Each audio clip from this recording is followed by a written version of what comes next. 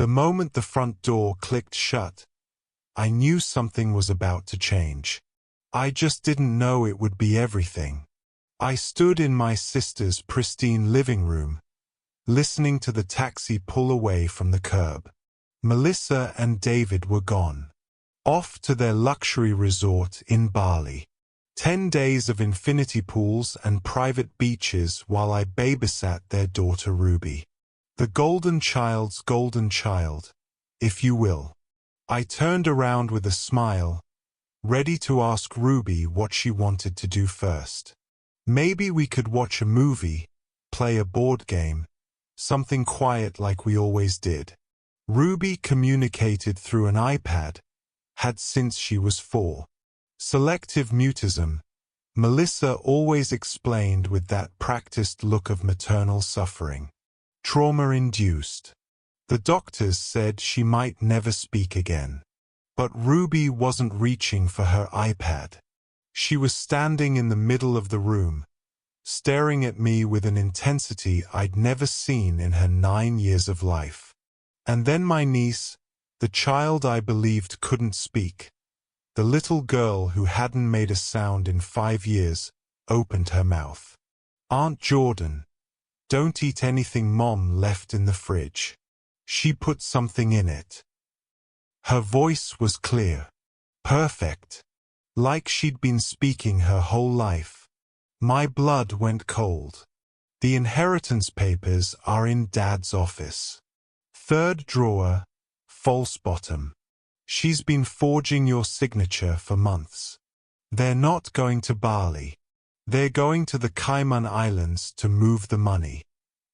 I couldn't breathe, couldn't think. The room was spinning. My niece, who couldn't speak, had just warned me that my own sister was trying to poison me and steal my inheritance. Let me back up about 12 hours because you need to understand how I got here. How I ended up standing in this house discovering that everything I thought I knew about my family was built on lies, favoritism, and a betrayal so calculated it took years to execute. My name is Jordan Hayes. I'm 28 years old. I'm a teacher at an inner-city elementary school in Seattle. I make $47,000 a year. I drive a 2012 Honda Civic with a broken air conditioner and 160,000 miles on it. I share a 1-bedroom apartment with a roommate who works night shifts, so we barely see each other. My sister Melissa is 34. She's a corporate lawyer. She drives a Range Rover. She lives in a 4-bedroom house in the suburbs with her investment banker husband David and their daughter Ruby. Everything about Melissa's life looks perfect from the outside. Magazine-worthy kitchen. Instagram-ready family photos. The kind of success that makes parents beam with pride. And they did. Our parents beamed with pride. Only at Melissa, though. Never at me. My therapist calls it golden child syndrome. My therapist is probably right. Again. That Friday morning started with a phone call. Melissa's ringtone, the one I'd assigned her years ago as a joke. Money, Money, Money by ABBA. Ironic, considering what I was about to learn. Jordan, sweetie, I need the biggest favor. Sweetie. She only called me sweetie when she wanted something. Usually my time. Always my compliance. Turns out she and David had booked a surprise anniversary trip. 10 days in Bali. Very romantic. Very last minute. Very expensive. And they needed someone to watch Ruby. Of course, I said, because that's what I always said to Melissa. I'd love to. And I meant it. I genuinely loved Ruby. Even though communicating through an iPad could be exhausting, there was something special about her. She had these watchful, intelligent eyes. When I read to her, she'd lean against me, and I could feel her relaxing into my presence like I was a safe harbor in a storm. See, Ruby supposedly developed selective mutism when she was 4. Some kind of trauma, Melissa always said vaguely. The doctors tried everything. Speech therapy, play therapy, medication. Nothing worked. She just stopped talking one day and never started again. I never questioned it. Why would I? Melissa was her mother. Mothers know their children. Besides, I wasn't around much during Ruby's early years.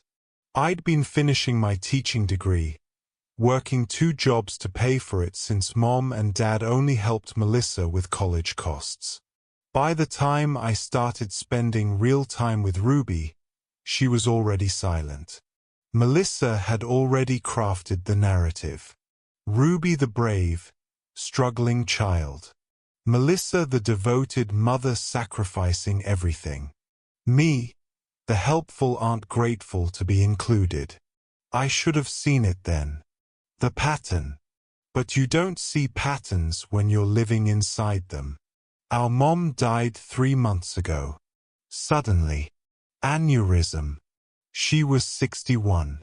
One minute she was planning her garden. The next she was gone. Dad died 2 years before that. Cancer. They'd been married for 38 years. Mom left behind an estate worth $2.3 million. Dad's life insurance, their house, investments, everything carefully managed over decades. The will was clear, split equally between Melissa and me. $1.15 million each. It was being held in trust, managed by the family lawyer, Mr. Patterson. Both of us had to sign for any major withdrawals or changes. Mom was smart that way. She knew Melissa was aggressive. She knew I was passive. She built in protections. Or so I thought. Friday afternoon, I drove to Melissa's house around 3 p.m. Her neighborhood always made me feel small. Manicured lawns. Tesla charging stations. The kind of place where even the dogs look expensive. Melissa met me at the door with a hug. That should have been my first warning. My sister wasn't a hugger. You're saving our lives, Jordan. Truly. We need this trip so badly. She looked perfect as always. Hair professionally highlighted. Nails freshly done. Designer athleisure that probably cost more than my monthly rent. Her luggage was waiting by the door. Louis Vuitton. Matching set. David was on his phone in the kitchen. He barely acknowledged me. Just a quick nod. A distracted thanks for doing this. He seemed nervous. Checking his watch. Checking his phone. But David was always kind of high-strung. Finance guys are like that. Melissa walked me through the house like I'd never been there before. Here's Ruby's schedule. She goes to bed at 8:30. No screen time after 7. Her iPad is always charged. She prefers to type out full sentences rather than use pre-programmed phrases. Very particular about that. Then she opened the refrigerator. I meal prepped for you. See? Everything labeled. Monday dinner, Tuesday dinner, and so on. And I made this smoothie mix. She pulled out a large container of green liquid. It's my special recipe. Spinach, kale, protein powder, fruits. Really healthy. I made enough for you to have one every morning. You look tired, Jordan. You work too hard for too little. There it was. The subtle dig wrapped in concern. You work too hard for too little. Translation: you're a failure compared to me, but I'm magnanimous enough to worry about you. I smiled and thanked her because that's what I did with Melissa. I smiled and accepted her passive aggression and never, ever pushed back. The taxi honked outside. Melissa hugged me again. 2 hugs in one visit. Definitely weird. We'll be completely off the grid. Digital detox. You know? Very exclusive resort. But Mr. Patterson has all our emergency contact info if anything comes up with the estate. Why would she mention the estate? We hadn't talked about it in weeks. There was nothing pending. Nothing that needed signatures or decisions. But I didn't question it. Because I never questioned Melissa. She kissed Ruby on the head. Be good for Aunt Jordan, baby. Mommy loves you. David grabbed the luggage. They walked out the door. Climbed into the taxi. I watched it pull away. Watched my sister wave through the rear window. Her smile bright and perfect. Then I closed the door, turned around, and my entire world shattered. Ruby was standing there. Not typing on her iPad. Not reaching for it. Just standing there, staring at me with those impossibly intelligent eyes. And then she spoke. Aunt Jordan, don't eat anything Mom left in the fridge. She put something in it. I actually staggered backward. My hand hit the wall to steady myself. Ruby, you can talk. She nodded. Her voice was clear, steady, matter-of-fact. Like she'd been speaking every single day of her life.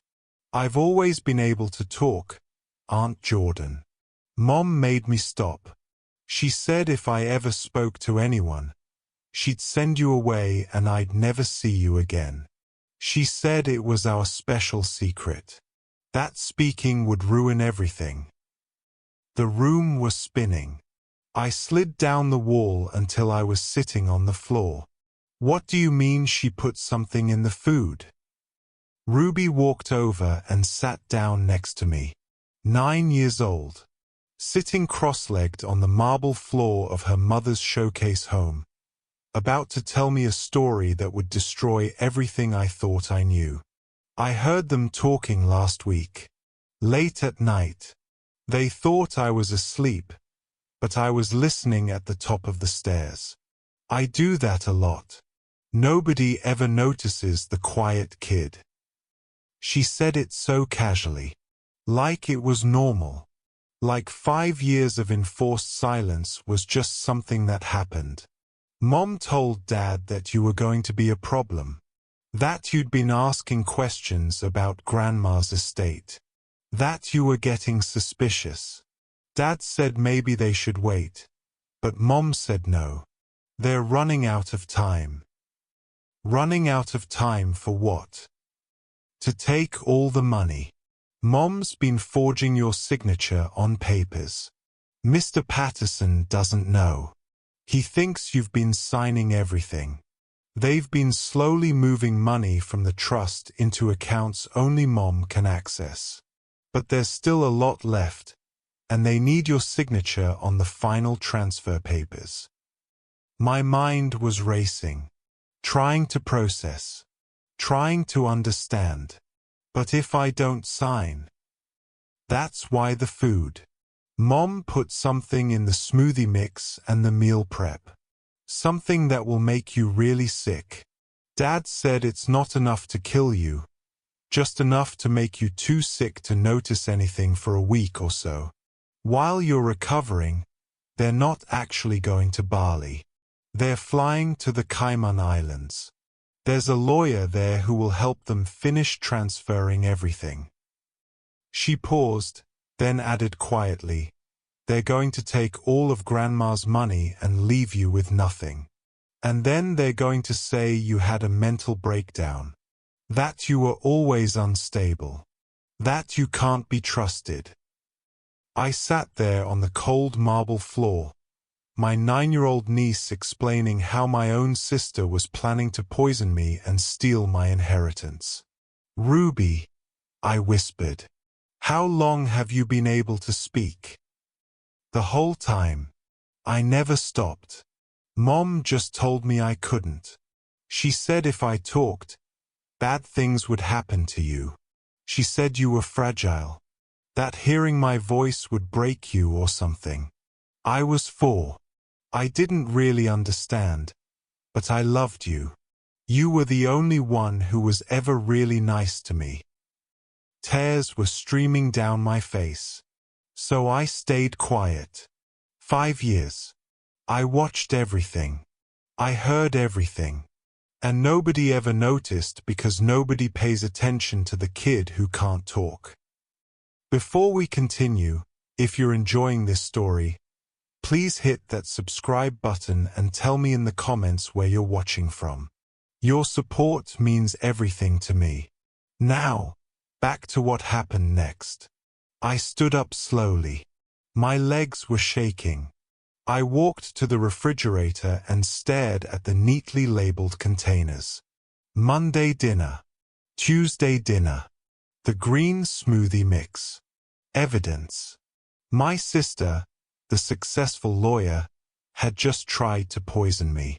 I pulled out my phone with trembling hands and called the one person I knew I could trust. My college roommate, Priya. She'd gone to medical school. Now she was a toxicologist at Seattle General. She answered on the second ring. "Jordan, what's up?" "Priya, I need you to come to my sister's house right now. I can't explain over the phone. Please. It's an emergency." Something in my voice must have scared her. "Address. I'm leaving now." 40 minutes later, Priya was at the door. She took one look at my face, then at Ruby sitting calmly on the couch, and said, "Talk." So I did. All of it. The food. The inheritance. The forgery. Ruby speaking for the first time in 5 years. Priya was quiet for a long moment after I finished. Then she looked at Ruby. "You're a very brave kid. You know that." Ruby nodded solemnly. Priya turned back to me. "Okay. First, that food needs to be tested. I can take samples to the lab tonight. We'll know exactly what's in it by morning. If there's anything wrong, we'll have chemical proof." She pulled on latex gloves from her bag, because of course she had those, and carefully took samples from the smoothie mix and several meal prep containers. "What else?" she asked. "You said something about forged documents." I looked at Ruby. "You said they're in your dad's office." She nodded. "Third drawer. There's a false bottom. Dad doesn't know I know about it, but I saw Mom use it once." We went to David's home office. Exactly the kind of room you'd expect from an investment banker. Dark wood. Expensive desk. Wall of financial books he'd probably never read. I opened the third drawer. It looked normal. Files, pens, a calculator. Ruby reached past me and pressed on what looked like the solid bottom of the drawer. It clicked. A hidden compartment popped up. Inside was a folder. A thick one. My hands were shaking as I opened it. The first document was a power of attorney form, granting Melissa full authority over my portion of the estate. My signature at the bottom. Except it wasn't my signature. It was close. Really close. But I could see the differences. The way the J in Jordan hooked too far. The angle of the H in Hayes. Priya photographed everything with her phone. The second document was a transfer authorization for $750,000. moving money from the trust to an account in Melissa's name. My signature again. Also forged. The third was a psychiatric evaluation, claiming I'd been seeing a Dr. Robert Chen for severe anxiety and depression, recommending I be removed from financial decision-making capacity. I'd never heard of Dr. Robert Chen. I'd never been to a psychiatrist. The fourth was an affidavit, supposedly signed by me, stating I wanted Melissa to manage my inheritance because I wasn't capable of handling it myself. Page after page after page. A complete paper trail. All of it fabricated. All of it designed to make me look incompetent while Melissa systematically stole everything. How long has she been planning this? I whispered. Ruby's small voice answered from behind me. Since before Grandma died. I heard them talking about it months ago. Mom said Grandma always favored her anyway. That she deserved all the money. That you'd probably just waste it on your little teaching hobby. My little teaching hobby. The career I loved. The kids I worked with every day. The reason I got up in the morning. Priya's face was hard. This is fraud. Serious fraud. Forgery. If that food comes back positive for anything dangerous, it's attempted poisoning too. She pulled out her phone. I'm calling someone. A friend from law school. Criminal defense attorney. She'll know exactly what to do. By midnight, we had a plan. The food samples were at the lab. Priya's colleague was running a rush analysis. We'd have results by morning. The forged documents were photographed and catalogued. Every single one. And Priya's lawyer friend, a woman named Sarah Chen, no relation to the fake psychiatrist, had made some calls. To the real Mr. Patterson, the family lawyer. To the bank handling the trust. To the police. Here's what's going to happen, Sarah said. She was all business, sharp eyes and sharper mind. We freeze the accounts. All of them. Immediately. No one moves any money until this is sorted out. We file a police report about the forgery. And we wait for the lab results on the food. She looked at me. If those samples come back dirty, your sister is going to face criminal charges. Fraud. Forgery. Attempted poisoning. She could go to prison. I should have felt vindicated. Angry. Powerful. Instead, I just felt tired. This was my sister. The person who was supposed to protect me. Who'd known me my whole life. And she'd been willing to poison me for money. The lab results came back at 6:47 a.m. Saturday morning. Priya called me, her voice tight. The smoothie mix contains high doses of ipecac and a sedative called lorazepam. The meals have varying amounts. Enough to cause severe vomiting, dehydration, and extreme drowsiness over several days. If you'd consumed it all as intended, you would have been hospitalized. But not dead. No, not dead. Just incapacitated long enough for them to do whatever they needed to do. Exactly what Ruby said. By 8 a.m., Mr. Patterson had frozen all estate accounts and demanded a meeting with Melissa immediately. By 9 a.m., the police had opened an investigation into the forged documents. By 10 a.m., Sarah had filed an emergency restraining order preventing Melissa and David from accessing any trust funds or contacting me. And at 10:47 a.m., my phone rang. Melissa. I answered. Put it on speaker so Sarah and Priya could hear. Jordan. Oh my God. What is happening? Mr. Patterson just called me screaming about frozen accounts and police investigations. What did you do? What did I do? Not what's going on or there must be a mistake or how can I help. What did I do? Like I was the problem. Like I'd somehow betrayed her. I kept my voice calm. I found the forged documents, Melissa, in David's office. I found all of them. Silence on the other end. Long, heavy silence. Then, I don't know what you're talking about. The power of attorney. The transfer forms. The fake psychiatric evaluation. All with my forged signature. All designed to steal my inheritance.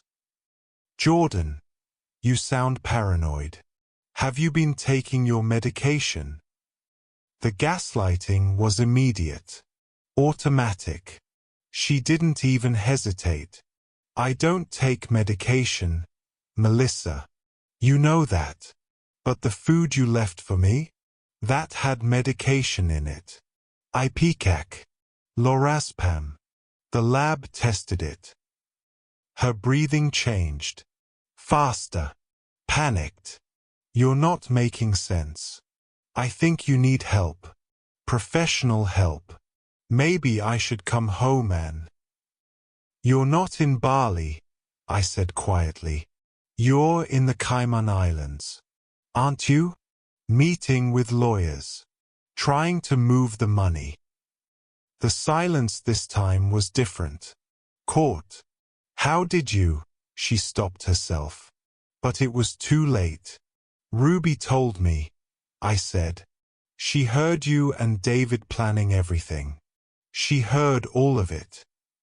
Ruby can't talk, Melissa said automatically.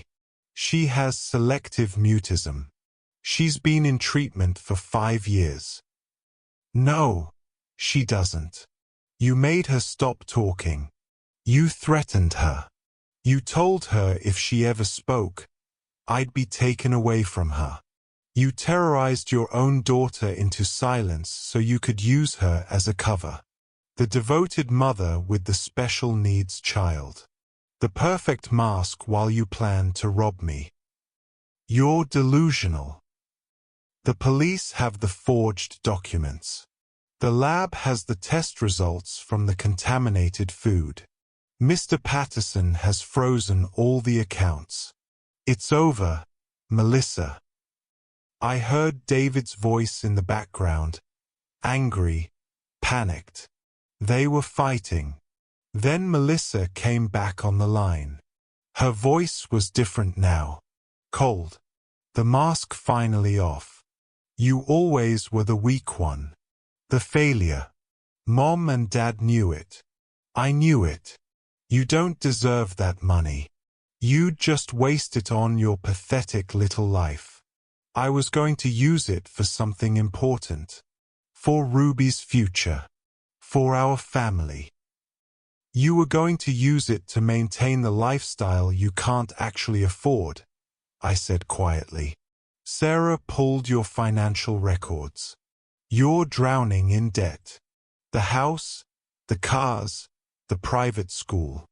You're leveraged to the breaking point. You needed my inheritance to save yourself.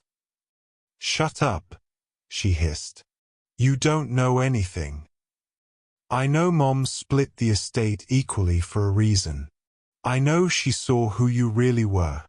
And I know you're going to face criminal charges for what you've done.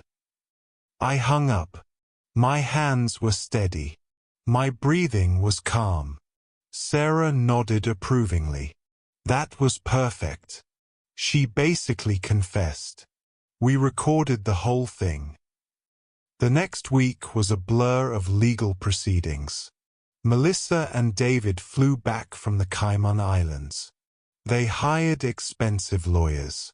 They tried to claim the documents were misunderstandings, that the food contamination was accidental, that Ruby was confused and being manipulated by me. But the evidence was overwhelming. The forged signatures, the chemical analysis of the food, the fake psychiatric records, the paper trail of their planning. And Ruby, 9 years old, sitting in a child psychologist's office, speaking for the first time in 5 years to strangers, telling them everything. My mom told me when I was 4 that if I ever talked, Aunt Jordan would go away forever. She said talking would hurt Aunt Jordan, make her sick. I loved Aunt Jordan. She was the only person who was nice to me. So I stopped talking. For 5 years. For 5 years. I watched. I listened. And when I heard them planning to hurt her for real, I knew I had to break my promise. Even if it meant losing her, I had to warn her. The psychologist's report was damning. Coercive control. Psychological abuse. 5 years of terrorizing a child into silence. Melissa's lawyer tried to negotiate a plea deal. Sarah said no. Your client attempted to poison her own sister, committed systematic fraud, forged legal documents, and psychologically abused her daughter for 5 years. We're not negotiating. The trial was set for 6 months out. But before it even started, David flipped. He agreed to testify against Melissa in exchange for a reduced sentence. Turned out the whole scheme was her idea. He'd just been too weak, too scared of her to say no. Melissa was offered a plea deal. 7 years in prison for fraud, forgery, and attempted poisoning. She took it. I sat in the courtroom when she was sentenced. Ruby was with me. She'd asked to come. Melissa looked at me once across that courtroom. No honey-sweet voice. No perfect smile. Just cold hatred. I looked back at her with something she'd never seen from me before. Strength. The estate was unfrozen. The forged documents were voided. I received my full inheritance. $1.15 million. Exactly what Mom intended. The first thing I did was set up a trust fund for Ruby. $200,000. For college. For therapy. For her future. The second thing I did was quit sharing an apartment and buy my own place. Nothing fancy. A 2-bedroom condo with space for Ruby to have her own room when she stayed with me. Because she stayed with me a lot now. David, facing his own reduced charges, had agreed to shared custody. Ruby spent half the week with him, half with me. She was in therapy. Real therapy. Learning to process 5 years of psychological abuse. Learning to use her voice again without fear. Some days were hard. Some days she went quiet again, old trauma creeping back. But some days, she was just a 9-year-old girl, talking about school, about friends, about the stray cat she wanted to adopt, about everything and nothing.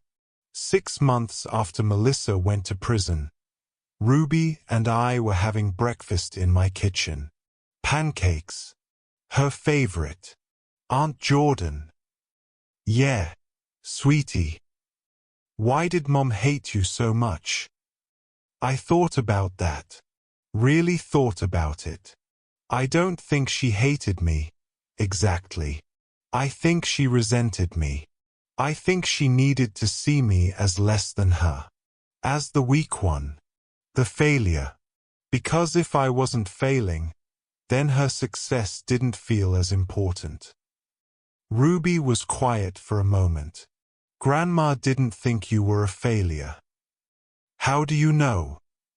She told me. Before she died. She came to visit and we were alone in my room. She said, "Your Aunt Jordan is the bravest person I know. She chose a hard life because it meant something to her. That's real strength." Tears pricked my eyes. Grandma said that. Ruby nodded.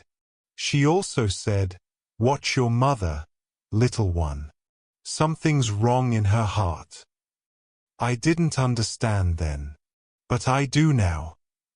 I pulled Ruby into a hug. "You saved my life. You know that? If you hadn't warned me, I don't know what would have happened." "You saved mine too," she said quietly, "by being someone worth breaking my silence for." A year later, Ruby's voice was strong and clear. She'd joined the school choir. She talked constantly, made up for lost time. David had moved to a smaller place, was working to pay off their debt, trying to be a better father. It was a process. Melissa was in prison. I didn't visit, didn't write. Some bridges, once burned, stay burned. I was still teaching, still making $47,000 a year, though the inheritance meant I wasn't paycheck to paycheck anymore. Still driving a Honda, though I'd upgraded to one with working air conditioning. But I wasn't small anymore. Wasn't passive. Wasn't the failure. I'd learned that the golden child often tarnishes. That quiet strength outlasts loud success. That sometimes the people closest to you are the ones who can hurt you most. And I learned that a 9-year-old girl's courage to break 5 years of silence could change everything. Ruby is 12 now. We're sitting on my balcony, watching the sunset. She's telling me about a boy in her class who keeps pulling her hair. "What should I do?" she asks. "Use your voice," I tell her. "Tell him to stop. Tell the teacher. Tell anyone who will listen. Your voice is your power. Don't ever let anyone take it away again." She nods. "I won't. I promise." And I believe her. Because sometimes the quietest people aren't weak. They're just waiting for someone they trust enough to finally speak. Ruby found her voice. I found my strength. And we both learned that family isn't always blood. Sometimes it's the people who save each other. Thank you so much for watching. If this story moved you, please hit that like button and subscribe. More gripping stories are already on your screen. Click one now and see what happens next. You won't regret it. See you in the next one.